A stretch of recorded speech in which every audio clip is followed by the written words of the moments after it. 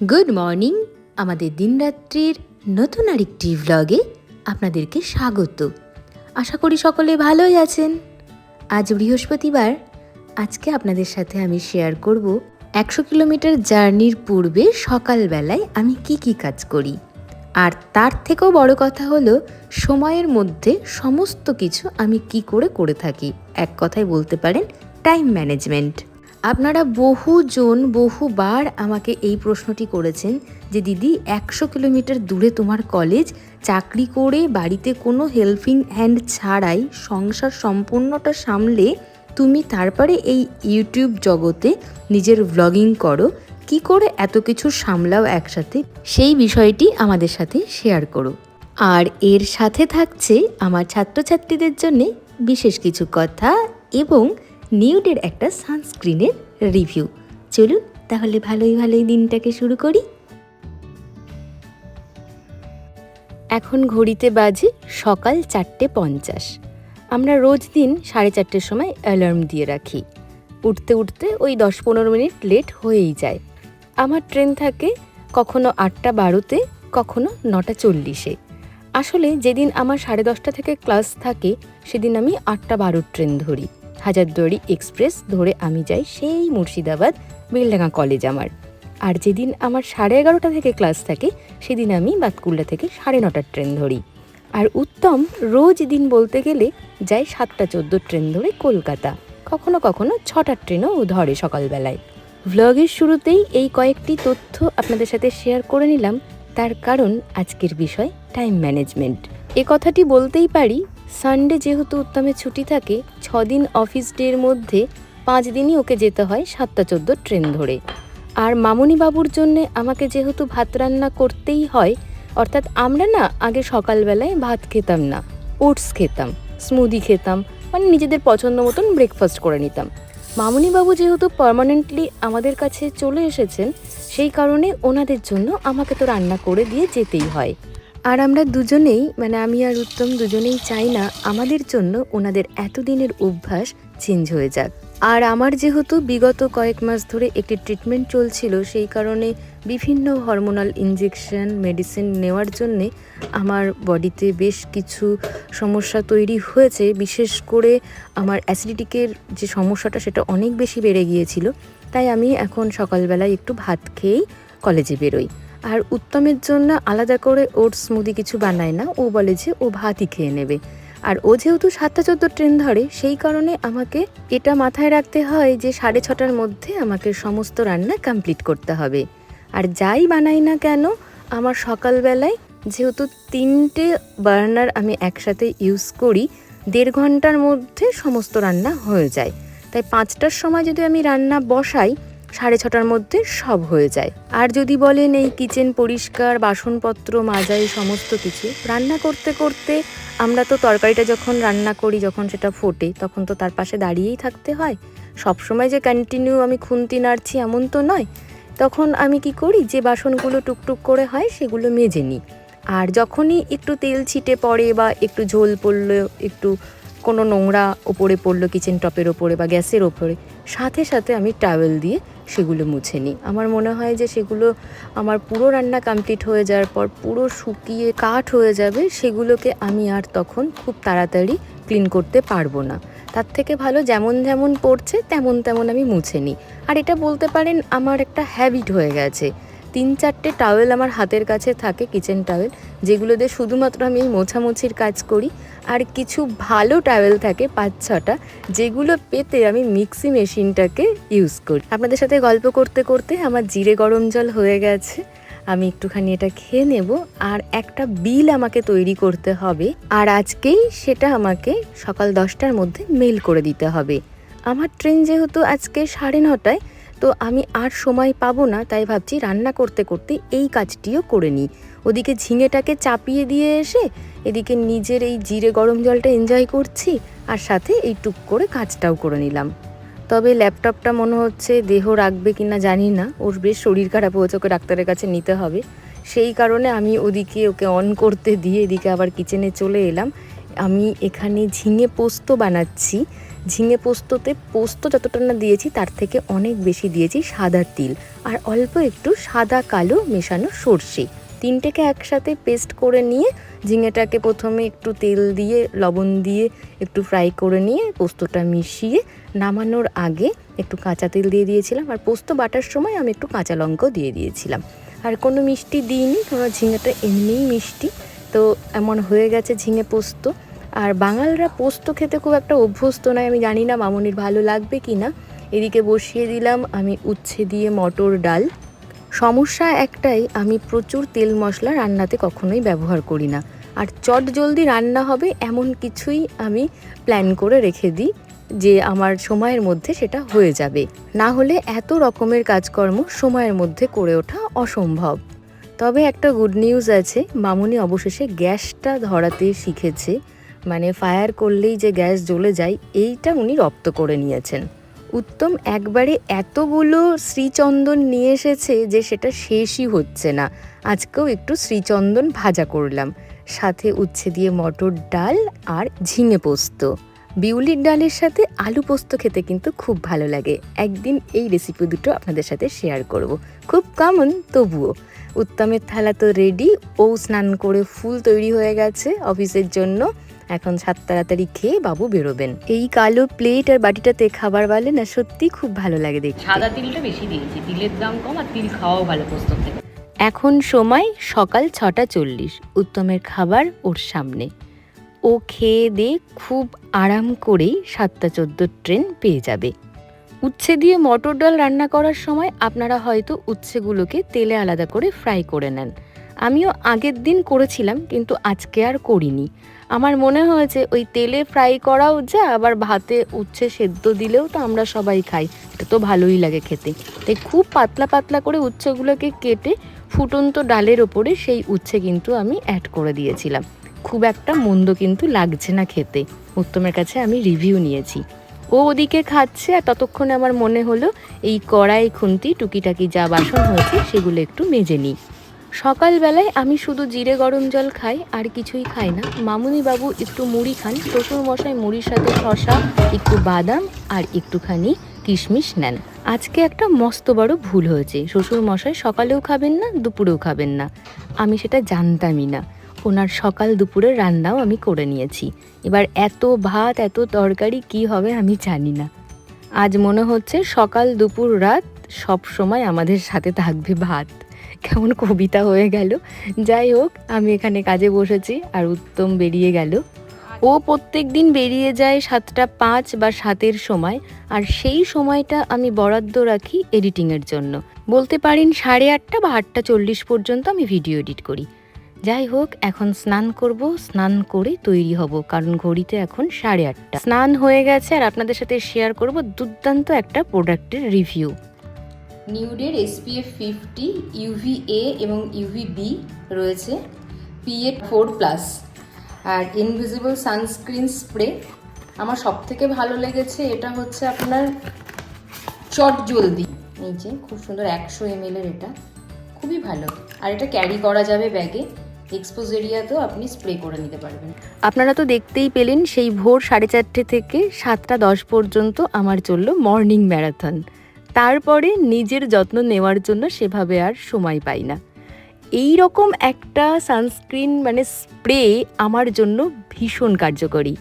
এত তাড়াহুড়ো থাকে, তার মধ্যে আলাদা করে ক্রিম বার করে হাতে নিয়ে লাগানোর সময়টুকু কখনো কখনো থাকে না।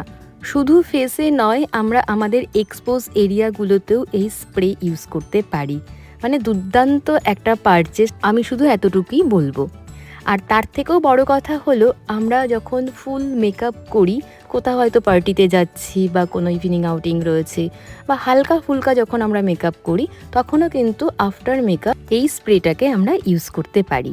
আমি তো ভাবছি এটাকে আর ড্রেসিং টেবিলের সামনে সাজিয়ে না রেখে ব্যাগে সবসময় ক্যারি করব। যখনই কলেজ থেকে বাড়ি ফেরার সময় হবে তখন প্লেন জলে মুখটাকে ধুয়ে আরও একবার স্প্রে করে নেব।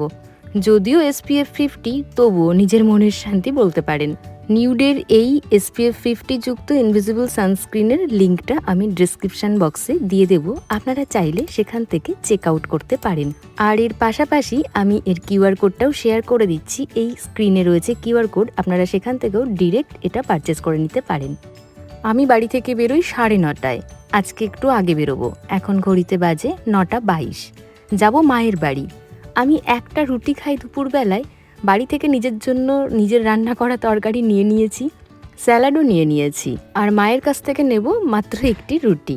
মা শুধু রুটি দেয় না, মা তো মায়েরা এমনই হয়, যা যা তরকারি বানায় চেষ্টা করে সবগুলো ওই টিফিন বক্সে দিয়ে দেওয়ার। টাটা।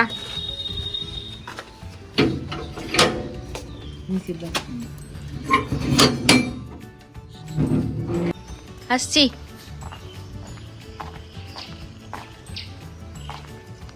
আমার বাড়ি থেকে স্টেশন যেতে লাগে 8 থেকে 10 মিনিট, আর আমার বাড়ি থেকে মায়ের বাড়ি যেতে সময় লাগে, আপনারা যারা পুরনো ভিউয়ার্স তারা জানেন, 4 থেকে 5 মিনিট। আর মায়ের বাড়ি থেকে স্টেশন 4 থেকে 5 মিনিট, মানে স্টেশন থেকে আমার বাড়িতে আসার পথে আগে মায়ের বাড়ি পড়ে, তারপরে আমার বাড়ি পড়ে। তাই যাবার পথেই মায়ের বাড়ি যেহেতু পড়ে, আমার এটা আরও বেশি সুবিধের। এই রাস্তাটা আপনারা আমার ভ্লগে এতবার দেখেছেন যে আপনারা পরিচিত হয়ে গেছেন। এই রাস্তাতে চলে আসা মানেই আমার মায়ের বাড়ির কাছে চলে আসা। আজকে আর মায়ের বাড়ি পর্যন্ত আমায় যেতে হয়নি, মা গলির মোড়ে এসে দাঁড়িয়েছিল, বক্স ওখান থেকে নিয়ে নিয়েছি, টিফিন বক্স, আর চলেও এসেছি আমি স্টেশনে। আমার ট্রেন আসবে 2 নম্বর প্ল্যাটফর্মে। এখন ঘড়িতে বাজে 9:42।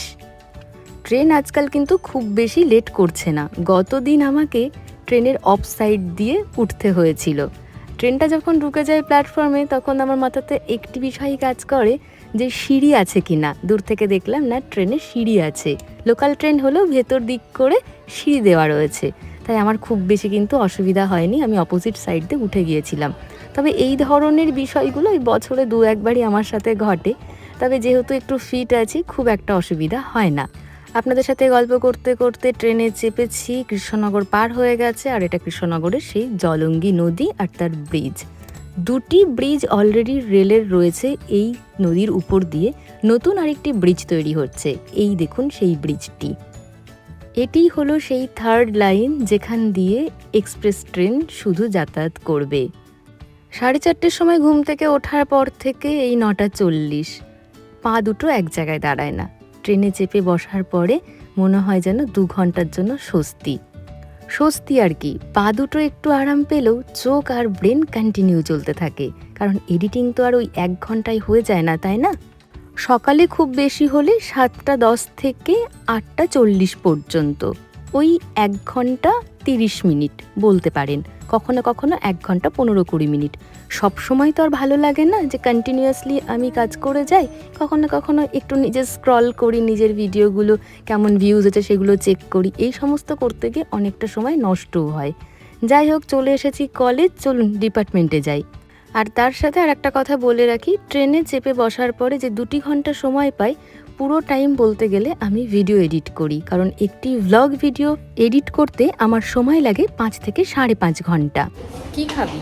পেয়ারা? কলেজে প্রবেশ করতে না করতেই এমন একটি সংবাদ শুনলাম যে মনটি ভীষণ ভারাক্রান্ত হয়ে গেল। আমাদের 2nd সেমিস্টারের এক ছাত্রী মারা গেছে, সুইসাইড করেছে সে। গত 4 থেকে 5 মাসে আমাদের প্রায় 4-5 জন ছাত্র এই পথ দুর্ঘটনা এবং এই সুইসাইড এইভাবে কিন্তু মারা গেছে। বিষয়টি আমি শুধু আমার ছাত্রছাত্রী যারা আমার ব্লগ দেখে তাদের উদ্দেশ্যে একটি কথাই বলবো, তোমাদের যা বয়স, এই বয়সে বিশেষ বন্ধু বান্ধবী হতেই পারে, কিন্তু তাদের গুরুত্ব আমাদের জীবনে এত বেশিও হয়ে যায় না, যেখানে বাবা মায়ের গুরুত্ব অন্যান্য আত্মীয় পরিজনের গুরুত্বকে ছাড়িয়ে সেই সর্বেসর্বা হয়ে ওঠে। তার জন্য নিজের জীবনকে উৎসর্গ করে দিতে হবে। কোনো কিছুর মূল্যে এই জীবন আমি দেব না, এই জীবন ভীষণ প্রেসিয়াস।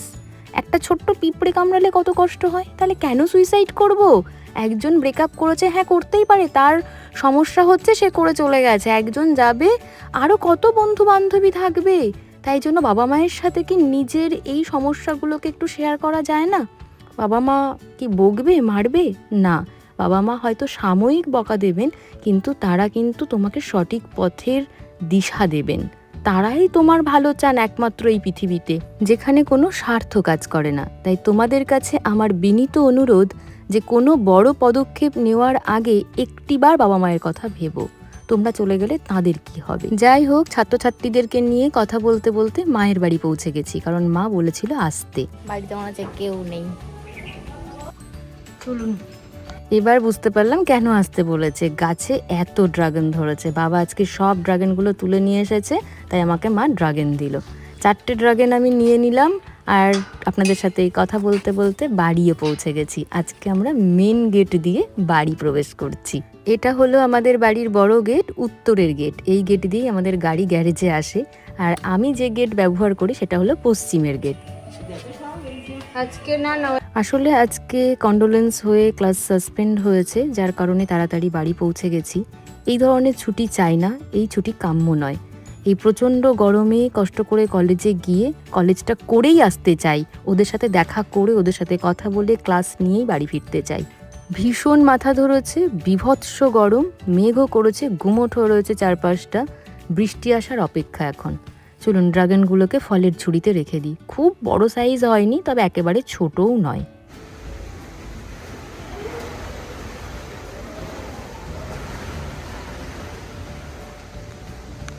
বাইরে বীভৎস ঝড় হচ্ছে, তবে এখনও বৃষ্টিটা শুরু হয়নি। বৃষ্টিটা নামলে একটু শান্তি পাবো, কারণ জানলাগুলো খুলতে পারছি না, সব ধুলো ঘরে প্রবেশ করবে। আমি কখন ঘুমিয়ে পড়েছি বুঝতেই পারিনি। দেখছি মামুনি কিচেনে কি করছে, চলুন দেখি।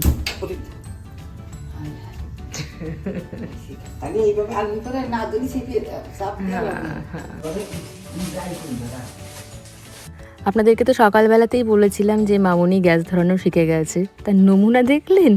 যাই হোক, আস্তে আস্তে পুরো শিখে যাবেন। আমি এখন একটু চা খাবো। আমার মাথা ধরাটা একটু কমেছে শুয়েছিলাম বলে, কিন্তু পুরোপুরি সারেনি। চা আমাকে এখন খেতেই হবে। শ্বশুর মশাই ভীষণ পাংচুয়াল, তার খাওয়া হয়ে গেছে 7টার মধ্যে, আর মামুনি খেতে বসেছে। আর আমি খাই 7টা থেকে 7:30টার মধ্যে। তবে আজকে রুটিন ব্রেক। আমি আজকে রাতের খাবার এত তাড়াতাড়ি খাবো না। বাড়ি এসে আমি ভাত খেয়েছি, এটা হলো তার প্রধান কারণ। আর পেট ভরে ভাত খেয়েছি, যার কারণে ঘুমও পেয়েছিল, সেই বাঙালির ভাত ঘুম। আর খিদে এক ফোঁটাও এখন নেই। অন্যান্য দিন যেটা হয়, কলেজ থেকে ফিরেই ভীষণ খিদে পেয়ে যায়, আমি একেবারে ডিনারটা সেরে নিই। কিন্তু আজকে তো আর সেটা হয়নি। আর এখন আমি নিচ্ছি একটু গ্রিন টি। এই গ্রিন টিটা নতুন একেবারেই, খেয়ে দেখি চলুন আজকে কেমন। এর আগে কখনো খাইনি এটা, আজকেই আমি ফার্স্ট বক্সটা ওপেন করলাম। শুধু গরম জল করে টি ব্যাগ দিয়ে দেওয়া। আমার গ্রিন টি খেতেও ভালো লাগে, আর কোনো ঝামেলা ঝঞ্ঝাটও নেই, বাসনপত্র মাঝামাঝির ব্যাপারও থাকে না। উত্তম আসবে সেই 8:30 নাগাদ। ও বাড়ি ফিরলে একসাথে খাবো আজ। খেতে খেতে ওর 9টা বেজে যায়, আর 9টা থেকে 10টা আমার রেস্ট টাইম। আর একটা কথা বলি, রাতে মূলত রুটি খাওয়া হয়, কলেজ থেকে এসে রুটি বানাই। আর যে শর্ট ভিডিও মানে ম্যাঙ্গো পর্ব চলছে আমার চ্যানেলে, তার ভিডিওগুলো আমি শ্যুট করি রাত 10টার পরে, সকলে যখন ঘুমিয়ে পড়ে তখন। রাতে 6 ঘন্টার বেশি আমি ঘুমাই না। এখন ঘড়িতে বাজে 8:30, উত্তম বাড়ি ঢুকে গেছে। চলুন দরজাটা খুলে দিই, আর আজকের ব্লগটা এখানেই শেষ করছি। আজ আসি।